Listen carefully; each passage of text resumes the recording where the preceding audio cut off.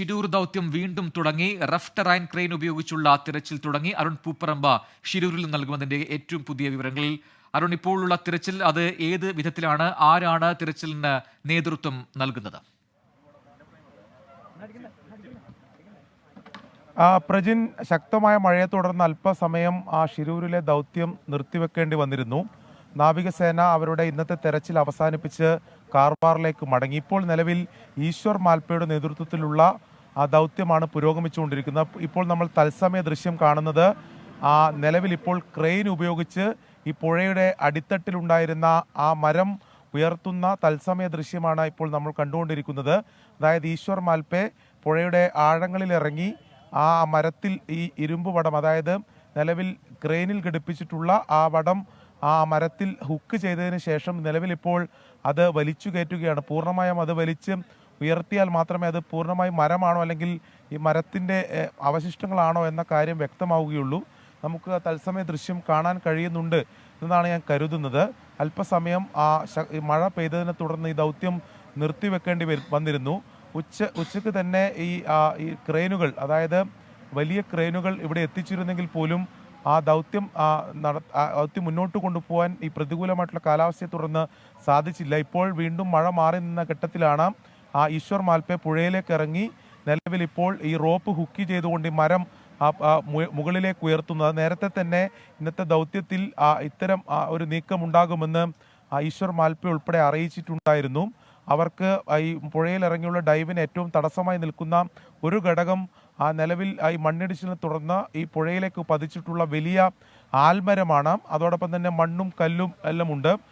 അത് നീക്കം ചെയ്യണമെങ്കിൽ ഡ്രഡ്ജർ എത്തണം. അതുമായി ബന്ധപ്പെട്ട നേരത്തെ MLA ഉൾപ്പെടെ പറഞ്ഞിരുന്നു. അതിന് ഒരു 4-5 ദിവസം ഇനിയും ആവശ്യമാണ് ഡ്രഡ്ജർ എത്താൻ എന്ന കാര്യം കാർവാർ MLA വ്യക്തമാക്കിയിരുന്നു.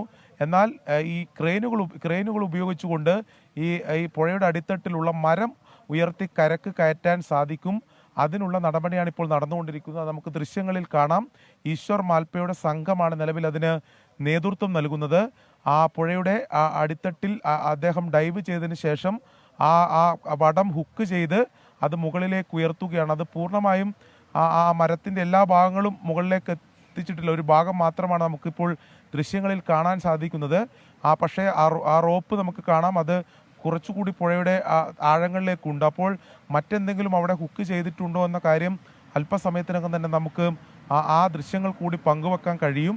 എന്തായാലും അല്പസമയം നിർത്തിവെച്ച ഷിരൂരിലെ ദൗത്യം വീണ്ടും പുനരാരംഭിച്ചിരിക്കുകയാണ്. മാൽപ്പെ സംഘത്തിൻ്റെ നേതൃത്വത്തിലാണ് നിലവിൽ ദൗത്യം പുനരാരംഭിച്ചിട്ടുള്ളത്. ഇന്ന് രാവിലെ നടത്തിയ തെരച്ചിലിൽ ചില പ്രതിസന്ധികൾ ഉണ്ടായിരുന്നു. ഈ പുഴ ഇന്ന് കലങ്ങി മറിഞ്ഞൊഴുകുന്ന ഒരു അത്തരത്തിലൊരു വിസിബിലിറ്റി പ്രശ്നം, പുഴയുടെ അടിത്തട്ടിൽ ഒരു വിസിബിലിറ്റി പ്രശ്നം ഉണ്ടായിരുന്നുവെന്ന് നാവികസേന അറിയിച്ചതാണ്. രാവിലെ ചില ലോഹഭാഗങ്ങൾ കണ്ടെത്തിയെങ്കിലും അത് അർജുൻ ഓടിച്ചിരുന്ന മനാഫിൻ്റെ ഉടമസ്ഥതയിലുള്ള ട്രക്കിൻ്റേതല്ല എന്ന് മനാഫ് തന്നെ വ്യക്തമാക്കിയതാണ്. അത്തരത്തിൽ ഉച്ചയ്ക്ക് ശേഷം കാര്യമായ തെരച്ചിൽ നടപടികൾ ഉണ്ടായിരുന്നില്ല. അതിനിടെയാണ് ശക്തമായ മഴ പെയ്തത്. അതേ തുടർന്ന് നാവികസേന അവർ തെരച്ചിൽ അവസാനിപ്പിച്ച് പ്രതികൂലമായിട്ടുള്ള കാലാവസ്ഥയിൽ അവർക്ക് ഡൈവ് ചെയ്യാൻ സാധിക്കില്ല എന്ന് നേരത്തെ തന്നെ അവർ അറിയിച്ചതാണ്. അതേ തുടർന്ന് നാവികസേന കാർവാറിലേക്ക് മടങ്ങിയിരുന്നു. ഇപ്പോൾ ദൗത്യം പുനരാരംഭിച്ചിട്ടുള്ളത് മാൽപ്പെ സംഘത്തിൻ്റെ നേതൃത്വത്തിലാണ്. അവർ ഇപ്പോൾ നിലവിൽ നമുക്ക് കരയിൽ ആ ക്രെയിനുകൾ സജ്ജീകരിച്ചതും കൂടി ദൃശ്യങ്ങളിൽ കാണാം എന്നാണ് ഞാൻ കരുതുന്നത്. നിലവിലിപ്പോൾ 2 ക്രെയിനുകളാണ് നിലവിലിപ്പോൾ സജ്ജീകരിച്ചിട്ടുള്ളത്.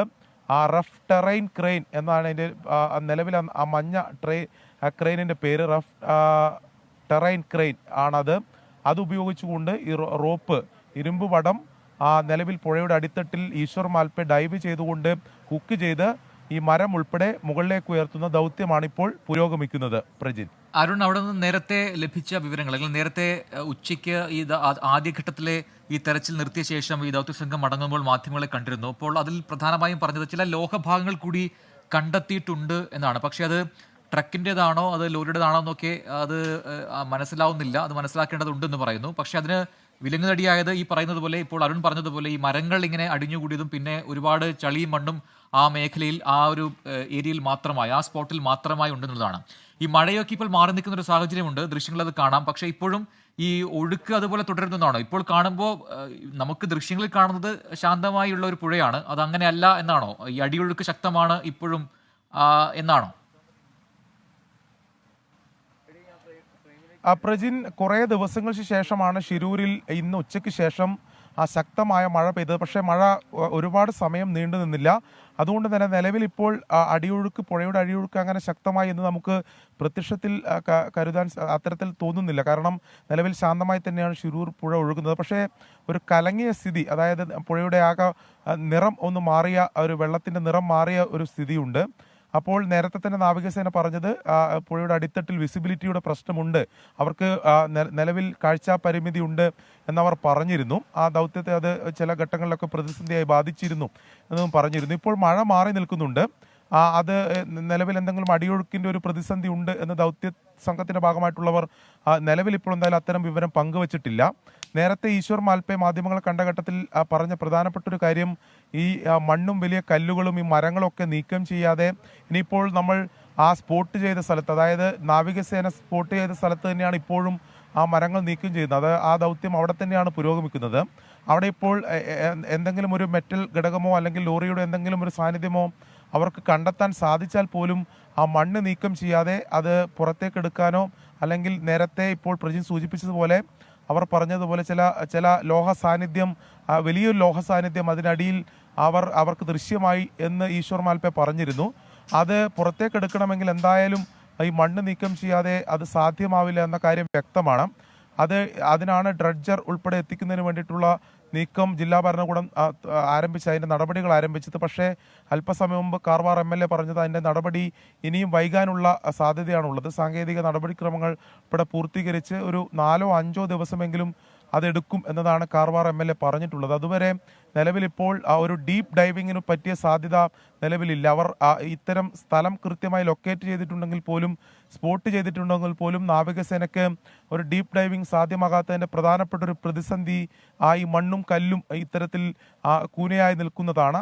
അതോടൊപ്പം തന്നെ ഈ മരങ്ങളും ഈ നേരത്തെ മണ്ണിടിച്ചിലിൻ്റെ ഭാഗമായി അതേ സ്പോട്ടിലേക്ക് പതിച്ചിട്ടുള്ള ആൽമരം, വലിയൊരു ആൽമരമുണ്ട് എന്ന് ഈശ്വർ മാൽപ്പെ പറഞ്ഞിരുന്നു.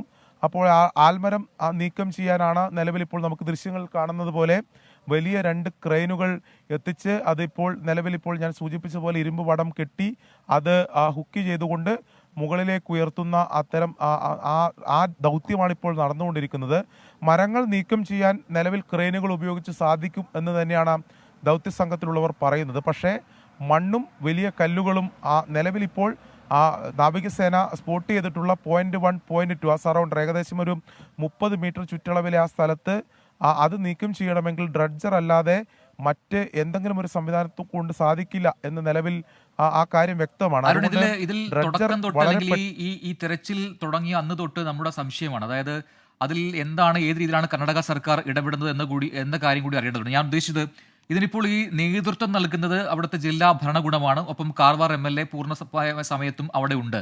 അതിനപ്പുറത്തേക്ക് ഇതിന് മറ്റൊരു വ്യാപ്തി ഉണ്ടാകാത്തത് എന്തുകൊണ്ടാണ്? ഇപ്പോൾ ഇങ്ങനെയൊരു സാഹചര്യം, ഇത് അത്ര സാധാരണമായൊരു സാഹചര്യമല്ല, ഒരു പ്രത്യേക സാഹചര്യമാണ്. പക്ഷേ ഈ 1 മാസം കൊണ്ട് എന്താണ് യഥാർത്ഥത്തിൽ സംഭവിച്ചത്, എന്താണ് അവിടുത്തെ നിലവിലെ അവസ്ഥ, ഇതെല്ലാം പഠിച്ച് മനസ്സിലാക്കിയിട്ടുണ്ട്. അപ്പോൾ വൈദഗ്ധ്യമുള്ള മറ്റുള്ളവർ, അല്ലെങ്കിൽ ഇത് സൈന്യത്തിൻ്റെയൊക്കെ കൂടുതൽ യന്ത്രസഹായങ്ങൾ, അതൊക്കെ തേടേണ്ടതല്ലേ? ഇത്രയും നാളായിട്ട് എന്തുകൊണ്ടാണ് ഈ മാൽപ്പയെ പോലുള്ള പ്രാദേശിക വിദഗ്ധരുടെ മാത്രം സഹായം തേടുന്നത്? എന്തുകൊണ്ട് വലിയ മെഷീനറീസ് വരുന്നില്ല? ഇങ്ങനെയൊക്കെയുള്ള സംശയങ്ങൾ സ്വാഭാവികമായിട്ടും ഉയരുന്നുണ്ട്. ആ വിശദാംശങ്ങളിലേക്ക് നമുക്ക് വരേണ്ടതുണ്ട്.